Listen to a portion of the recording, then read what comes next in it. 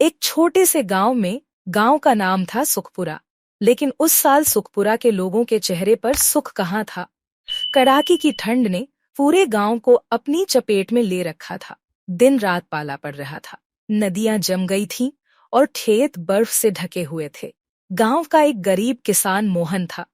उसके पास खाने के लिए मुश्किल से कुछ था। ठंड से बचने के लिए उसके पास सिर्फ एक पुराना कंबल था। रात को वो अपनी झोपड़ी में आग जलाता, लेकिन लकड़ी इतनी महंगी थी कि वो हर रोज आग नहीं जला पाता था। गांव की एक और महिला कुंती थी। वो एक अमीर जमींदार के घर में काम करती थी।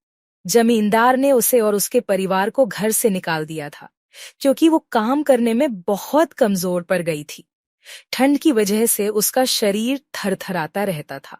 लेकिन इस मुश्किल समय में भी गांव के लोग एक दूसरे की मदद के लिए तैयार थे। मोहन और कुंती को गांव वालों ने अपने घरों में जगह दी। उन्होंने उन्हें खाना दिया और कपड़े पहनाए। लेकिन ठंड का कहर इतना भयंकर था कि गांव के एक बच्चे राजू की मौत हो गई। राजू बहुत गरीब था और उसके परिवार के पास उसे ठीक करवाने के पैसे नहीं थे। राजू की मौत से पूरा गांव शोक में डूब गया। राजू की मौत ने गांव के लोगों को एक सबक दिया।